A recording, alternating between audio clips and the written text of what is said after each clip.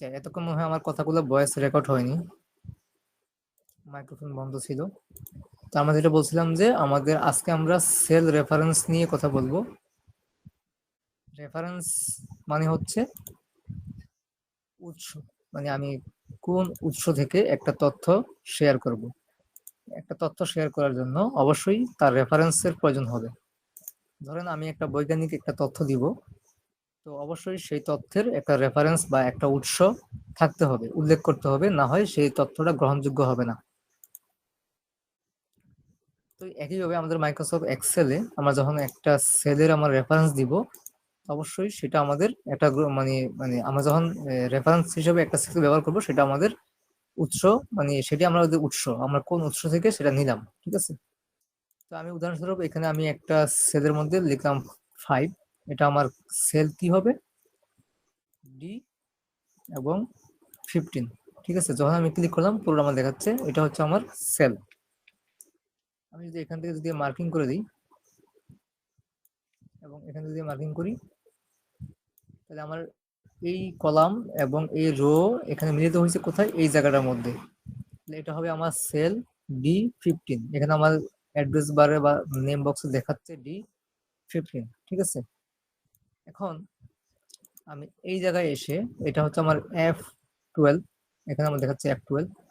এখন আমি এক্সেলকে বলে দিব আমার এখানে যে সংখ্যাটা আছে সেটা হুবহু এটা আমাকে এখানে প্রদর্শন করো, দেখাই দাও। এখানে যা হবে, এটা 5 হতে পারে, 10 হতে পারে, 15 হতে পারে, 20 হতে পারে, যাই হবে তুমি আমাকে এইখানে সেটা দেখাই দাও। তো আমি কি করব, এটা সমান এটা,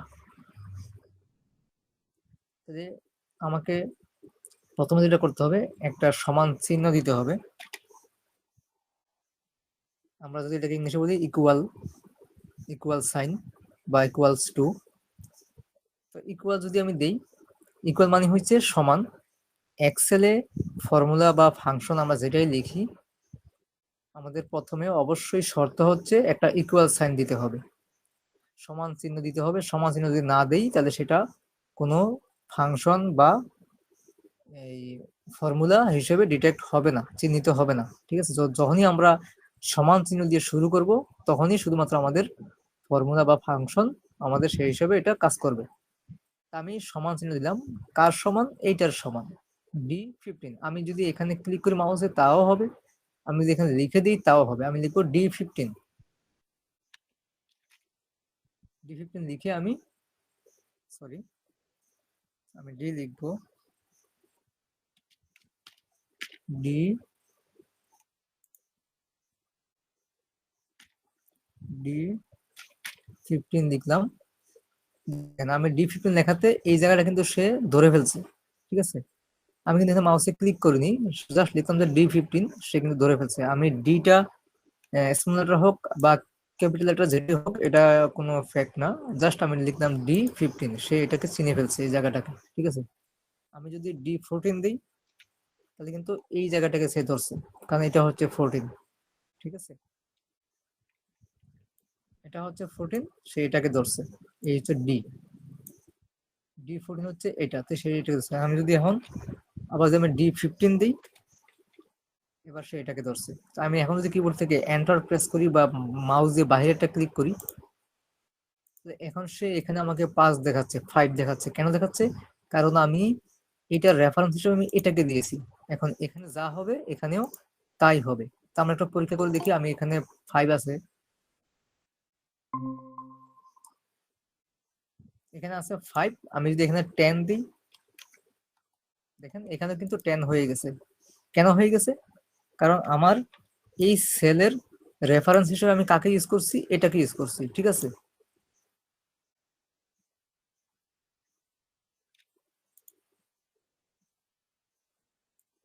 আমার এটা ছিল D15, D15 এই সেলটাকে আমি রেফারেন্স হিসেবে ইউজ করছি কার জন্য, F12 এর জন্য, ঠিক আছে। F12 এর জন্য ইউজ করলাম। এখন যদি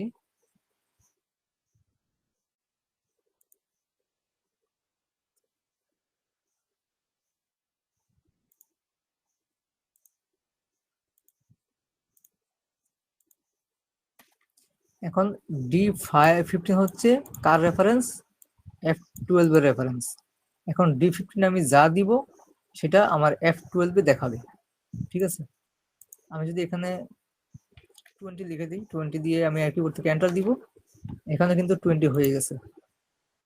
কেন হইলো? আমি এখানে যখন ক্লিক করলাম, দেখেন আমার এই যে ফর্মুলা বারে দেখাচ্ছে ইকুয়াল D15।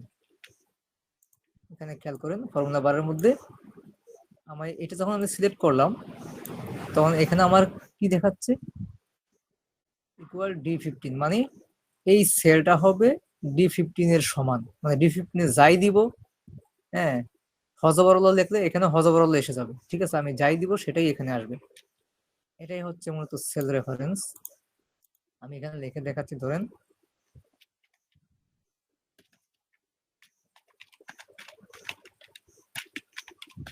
আমি লিখলাম বাংলাদেশ, লিখলাম, লিখে এন্টার দিব, এখানে চলে আসছে বাংলাদেশ, ঠিক আছে। তাহলে এটাই হচ্ছে আমাদের সেল রেফারেন্স। আমরা এর সম্পর্কে আমরা আরো জানবো, যত কাজ করবো তত আমরা জানতে পারবো সেল রেফারেন্সটা আসলে কি। তো আমি আবার এখানে একটা সংখ্যা দিয়ে দিলাম 250, 250 আসছে। এখন আমি ধরেন এই জায়গাতে আমি আরেকটা কাজ করব, আমি বলবো যে এখানে যেটা হবে তার থেকে এখানে 10 কম হবে। এখানে যে সংখ্যাটা আসবে এখানে তার থেকে 10 কম, মানে একই কথা, এখানে যা হবে তার থেকে তাও এখান থেকে 10 কম হবে সংখ্যার ক্ষেত্রে, কারণ এটা সমান যেহেতু এটা। তাহলে এখানে যদি আমি 10 কম দিই এটার থেকে, তাহলে এটা থেকে আলটিমেটলি 10 কম হবে। তাহলে আমি কিভাবে করব? আমি এখানে সিলেক্ট করলাম, করে আমি এখানেও সমান চিহ্ন দিতে পারি,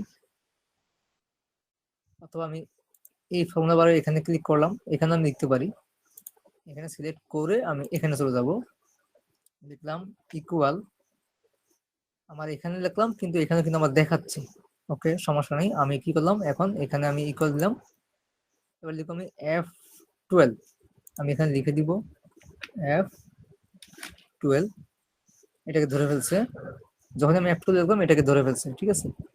F12 মাইনাস 10, মানে আমি বললাম যে এখানে যা আছে তার থেকে এখানে তুমি 10 কম দেখাও, ঠিক আছে। -10 দিলাম, দিয়ে কিবোর্ড থেকে আমি এন্টার দিব,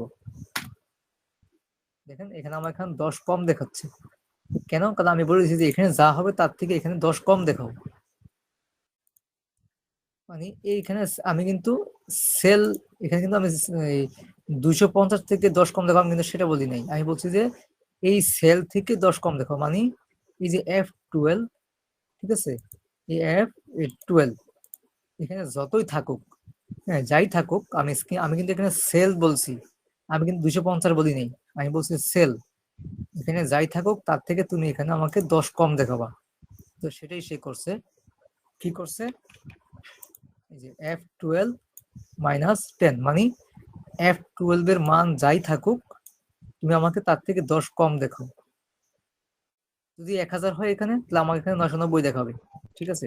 তো এখানে 990 আমি কিভাবে লিখবো, আমি 1000 কিভাবে লিখবো, আমার লিখতে হবে এই জায়গায়, কারণ এটার সাথে আবার এটা সম্পর্ক আছে, কারণ এটা রেফারেন্স কি, এটা, আমি এখানে লিখবো 1000, তাহলে এখানে হয়ে যাবে 990। দেখেন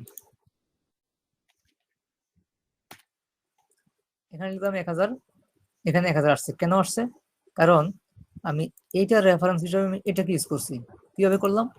এই যে ইকুয়াল D15, মানে এটা হবে D15 এর সমান, আবার এটা হবে এখান থেকে 10। দেখেন কাজটা কিভাবে করতেছে, এখানে আমি যা লিখবো এখানে সেটে আসবে, আবার এখানে আবার 10 কম আসবে, ঠিক আছে। আমি যদি এখানে এখন 1010 লিখে দিই, এখানে 1010 আসছে, এখানে 1010 আসছে, কারণ এটা সমান এটা, আবার এখানে 10 কম আসছে, কারণ আমি তাকে বলে দিছি যে F12 এ যাই থাকবে তার থেকে তুমি আমাকে 10 কম দেখাবা, এই জন্য সে আমাকে এখন এখানে 10 কম দেখাচ্ছে, ঠিক আছে। এটাই কিন্তু সেল রেফারেন্স, মানে এটার সাথে এখন এটার সম্পর্ক, এটার সাথে এটার সম্পর্ক, ঠিক আছে। এখান থেকে এখানে আসছে, এখান থেকে এখানে আসছে, এখানে আমি যাই দেখাবো এখানেও তাই হবে, আবার কিন্তু এখানে আবার 10 কম হবে, কারণ আমি তাকে এখানে বলে দিছি যে তুমি এখান থেকে আমাকে 10 কম দেখো। ওকে, এটা দেখলাম।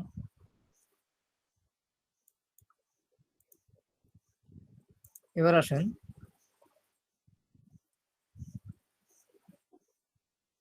আমি একটা তারিখ লিখব। আমি আজকের তারিখটা লিখি 19/9/2025। 19/9/2025 লিখে আমি পুরো থেকে এন্টার দিব।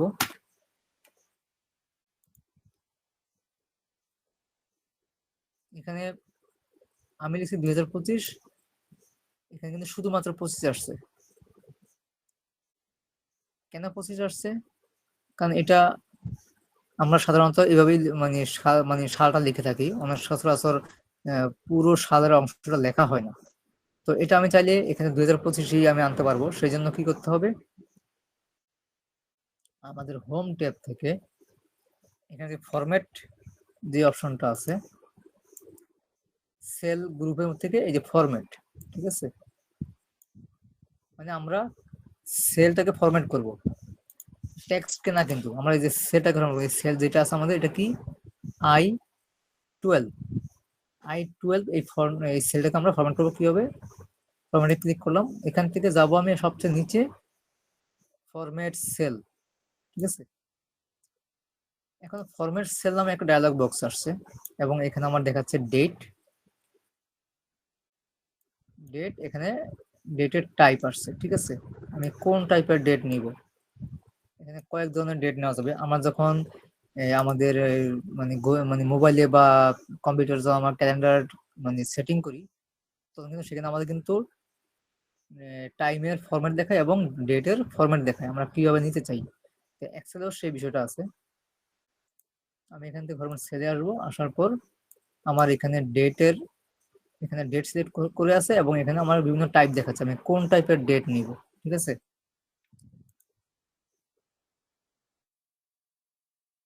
এখানে এখানে স্ক্রল বার আছে, এটা যে আমি নিচের দিকে নামাই, এখানে আরো কিছু ফরম্যাট এখানে আসবে। এখানে কি আছে, একটা বার দেওয়া আছে, বারের পরে মাসের নাম দেওয়া আছে, তারপরে মাসের তারিখ দেওয়া আছে এবং শেষে সাল দেওয়া আছে 4টা ডিজিটে, 4টে সংখ্যায়। এবং এখানে আছে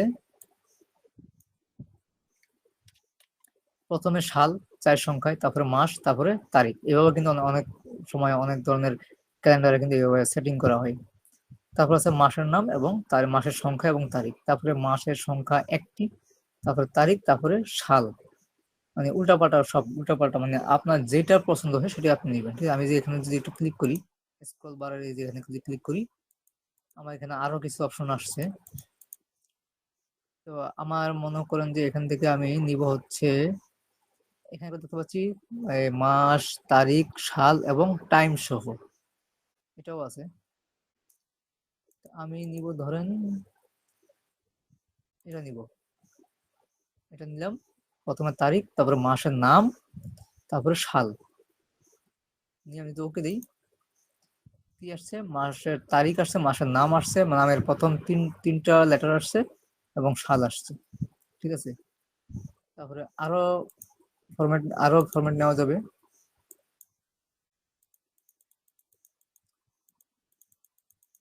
আমি ধরুন এটা নিব, তারিখ, মাসের নাম এবং সালের 4টে সংখ্যা, ঠিক আছে, দিয়ে ওকে দিলাম। এখন তারিখ আসছে 2টে সংখ্যা, মাসের নাম আসছে তিনটা লেটার আসছে এবং সাল আসছে 2025, ঠিক আছে। এখন আমি আরেকটা আবার লিখি এখানে,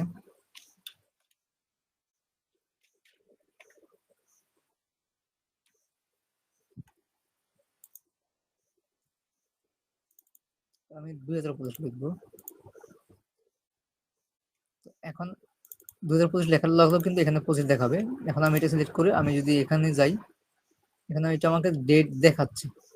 নাম্বার নাম্বারের যে গ্রুপটা আছে, এখানে কিন্তু আমাকে বলে দিচ্ছে যে এটা একটা ডেট, জেনারেটর উঠে গেছে এবং এখানে বলতেছে এটা ডেট, ঠিক আছে। ডেট হিসেবে সে চিনে ফেলছে এটাকে।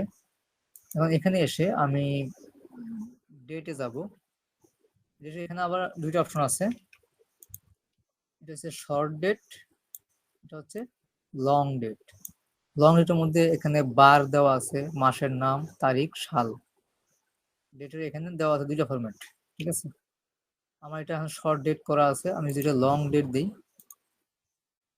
দেখেন লং ডেট দেওয়া আছে, কি হলো এখানে আমার কতগুলো হ্যাশ চিহ্ন চলে আসছে, কারণ হচ্ছে আমার ডেটটা লং হওয়াতে এখানে জায়গা হচ্ছে না। আমি যদি এখন এখানে ডাবল ক্লিক করে দিই, এখন জায়গা হইলো এবং এটা আমার দেখাচ্ছে ফ্রাইডে সেপ্টেম্বর 19, তারপর হচ্ছে 2025 মানে 2003, সরি 2025। তাহলে এটা হচ্ছে আমার লং ডেট, বার সহ চলে আসছে, ঠিক আছে। আর আবার যদি শর্ট ডেট করে দিই, এ হচ্ছে শর্ট ডেট। তো লং ডেট করলাম, এখন আমি এটাকে আবার ফরম্যাটে যাব। ফরম্যাটে গিয়ে আমি এখান থেকে আমি আবার সিলেক্ট করব কোনটা দেওয়া যায়।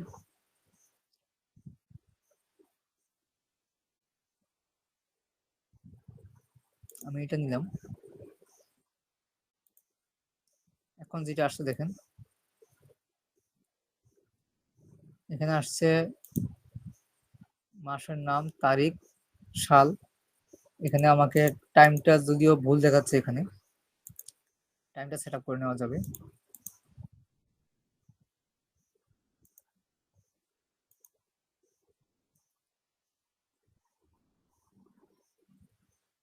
তারপরে যদি আমি এটা নিই, এটা হচ্ছে আগে মাসের নাম, তারপর তারিখ, তারপরে সাল।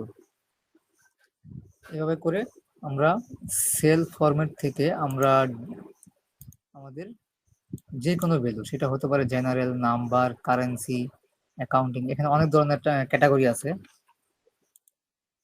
যে এটা হচ্ছে আমাদের ক্যাটাগরি, ঠিক আছে।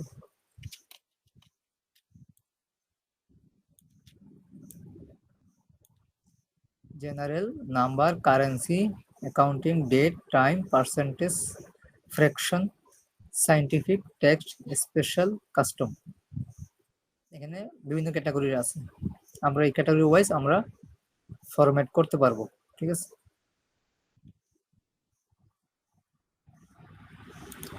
ওকে, এবার আসেন আমার টাইমটা দেখি একটু।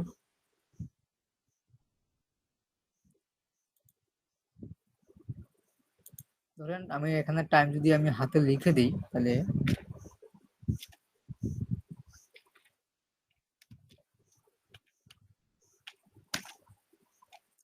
আমি টাইম লিখে দিলাম। টাইম এখানে দেখাচ্ছে এখন কাস্টম।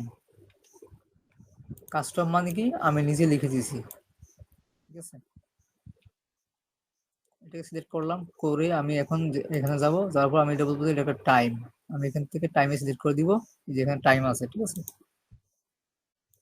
এখন এখান থেকে হচ্ছে 00 মানে 9টা 58 মিনিট 0 সেকেন্ড পিএম। পিএম মানে এখন মানে পোস্ট মেরিডিয়াম, মানে বিকাল হয়ে গেছে, সন্ধ্যা, রাত হয়ে গেছে। রাত্র 12টার পরে আবার এএম হয়ে যাবে। তো এখানে এএম পিএম এর বিষয়টা হচ্ছে এরকম।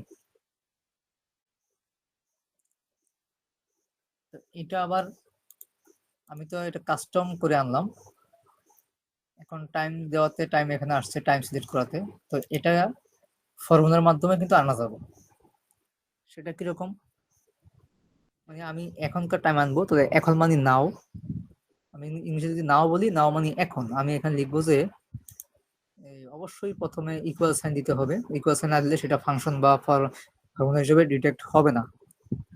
আমাদের এক্সেলের শর্ত হচ্ছে আমরা যখনই কোনো ফাংশন বা ফর্মুলা লিখবো, প্রথমেই আমাদের ইকুয়াল সাইন দিতে হবে, ঠিক আছে। আমি একটা ইকুয়াল সাইন দিলাম এবং লিখলাম যে নাও। নাও মানে এখন। তাহলে নাও লিখে কিবোর্ড থেকে ট্যাব বাটন প্রেস করব। ট্যাব বাটন প্রেস করার পর দেখেন একটা ব্র্যাকেট চলে আসছে, এবং এখানে নিচ দিকে খেয়াল করেন একটা লেখা আসছে নিচের দিকে, যেটা NOW নাও লেখা, এবং ব্র্যাকেট স্টার্ট, ব্র্যাকেট ক্লোজ। তো আমাকেও যেটা করতে হবে, ব্র্যাকেট স্টার্ট হচ্ছে এখানে, আমি ব্র্যাকেট ক্লোজ করে দিব এবং কিবোর্ড থেকে আমি এন্টার দিব। এন্টার দিলে কি আসলো, আমার আজকের তারিখ এবং এখন সময় পর্যন্ত চলে আসছে। এখন এখানে কিন্তু সময় দেখাচ্ছে কিন্তু 22টা। আমি যদি এখানে এএম পিএম এর অপশন করে দিই, তাহলে কিন্তু এটা হয়ে যাবে 10টা হয়ে যাবে, 10টা মানে পিএম হবে, ঠিক আছে। তো এটা কিভাবে করব, আমাকে সেল ফরম্যাট করতে হবে। কিভাবে করব, আমি হোম ট্যাবে আসি, ফরম্যাটে যাব, ফরম্যাট সেল, কাস্টম। তো কাস্টম মানে আমার মতো করে আমি টাইমটা সিলেক্ট করব। তাহলে এখানে আছে এএম পিএম অপশনটা আছে এখানে, যদি আমি এটা সিলেক্ট করে দিই, ওকে দিই, 10টা পিএম চলে আসছে। আর আজকে তারিখটা কিন্তু উঠে গেছে, আমার আমার আজকে তারিখ দরকার নেই, ঠিক আছে, আমি শুধুমাত্র আমার টাইমটা হলেই চলবে। আর তারিখ যদি আমি আনতে চাই ফর্মুলার মাধ্যমে, তাহলে কি করব, আমি ধরেন আমি আজকে তারিখ ভুলে গেছি, আজকে কত তারিখ আমার জানা নাই, কিছু দিয়ে আমার তারিখ মনে পড়তেছে না, আমার হাতে কোনো ক্যালেন্ডার নাই, তাহলে কি করব, আমি লিখবো যে টুডে। অবশ্যই আগে ইকুয়াল সাইন দিতে হবে, ইকুয়াল সাইন না দিলে ফর্মুলা বা ফাংশন কাজ করবে না।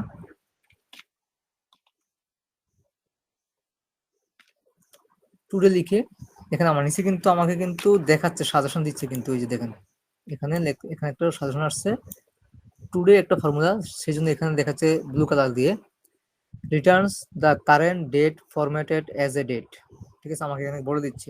এখন যদি আমি কিবোর্ড থেকে একটা ট্যাব বাটন প্রেস করে দিই, তো আমার টুডে লেখাটা অটোমেটিক ক্যাপিটাল লেটার হয়ে গেছে, এবং ব্র্যাকেট ক্লোজ করতে হবে, ক্লোজ কলম করে কিবোর্ড থেকে এন্টার, তারিখটা চলে আসছে কিন্তু আজকের তারিখটা। আমি কিন্তু এটা কিন্তু নিজে থেকে লিখি নাই, এখানে খেয়াল করুন ফর্মুলা বারও কিন্তু দেখাচ্ছে টুডে, ঠিক আছে, এই যে এখানে দেখাচ্ছে টুডে, আমরা জানি যে টুডে মানে আজ, তো সেই জন্য আমাকে আজকের তারিখটা দেখাচ্ছে। তো আমরা 3টা বিষয় জানলাম, এক হচ্ছে সেল রেফারেন্সটা জিনিসটা কেমন, ঠিক আছে, তারপরে ডেট, ডেট মানে সেল ফরম্যাট করা, সেল ফরম্যাটে আরো বিশাল বিশাল কাজ আছে, আমরা মাত্র একটা জিনিস দেখলাম, ডেট ফরম্যাট করে দেখলাম, টাইম ফরম্যাট করে দেখলাম, তারপরে এই সময়টা কিভাবে নিব এবং তারিখটা কিভাবে নিব। সময়টা নিব হচ্ছে নাও দিয়ে, তারিখ নিব টুডে দিয়ে, ঠিক আছে, নাও মানে এখন, মানে এই মুহূর্তে কয়টা বাজে, আর টুডে মানে আজ, মানে আজকের তারিখ কত, ঠিক আছে। তো নাও নেওয়ার পরে আমাদের যদি ক্যালেন্ডার তারিখ সহ এসে যায়, আমাদের দরকার হচ্ছে শুধুমাত্র সময়টা, আমাদের তারিখের দরকার নাই, তাহলে আমরা কি করব, তারিখ সহ এসে গেলে আমরা হোম ট্যাবে আসি, যাব ফরম্যাটে, ফরম্যাটে গিয়ে ফরম্যাট সেল, তারপর এখান থেকে আমরা তারিখের ফরম্যাট আমরা কোনটা নিব সেটা আমরা বেছে নিব এখান থেকে, ঠিক আছে, আমরা এখানে বেছে নিব, ধরুন আমি নিলাম যে আওয়ার, মিনিট এবং সেকেন্ড, এই যে এটা হচ্ছে hour minute second, HMMSS, S মানে আওয়ার, মানে মিনিটের 2টা ডিজিট আসবে, এস মানে সেকেন্ডের 2টা ডিজিট আসবে, আমি ওকে দিলাম। এখন দেখেন আওয়ার মানে এখানে 22টা হয়ে গেছে, কারণ যেহেতু আমি এএম পিএমটা বাদ দিয়ে দিছি, এবং এখানে আসছে সেকেন্ড, ঠিক আছে। আমি যদি আবার এএম পিএম নিতে চাই, তাহলে আমার দেখতে হবে এএম পিএম কোথায় আছে, এই যে এখানে আছে hour, minute, second, AM PM, তাহলে আমি এখানে ওকে দিয়ে ওকে দিব, এখন চলে আসছে পিএম, ঠিক আছে, 10 ঘন্টা 10টা 2 মিনিট 45 সেকেন্ড পিএম। যদি আমি পিএম অপশন না নিই, তাহলে কি হবে, এখানে 22টা হয়ে যাবে, ঠিক আছে। তাহলে এইভাবে আমরা সময় নেওয়ার জন্য নাও, আর তারিখ নেওয়ার জন্য টুডে, আর হচ্ছে অবশ্যই যে কোনো ফর্মুলা বা ফাংশন লেখার সময় আমাদেরকে প্রথমে যেটা করতে হবে, ইকুয়াল সাইন দিতে হবে। আমাদের সেল রেফারেন্স নিতে হলে আমাদের প্রথমে অবশ্যই ইকুয়াল সাইন দিতে হবে, আমি যদি ইকুয়াল না দিই তাহলে কিন্তু সেটা কাজ করবে না। ইকুয়াল মানেই হচ্ছে এক্সেলের শর্ত। তো আমরা আজকে এতটুকু জানলাম, ইনশাল্লাহ আগামী ক্লাসে আমরা আরো কিছু বিষয় জানবো। আল্লাহ হাফেজ।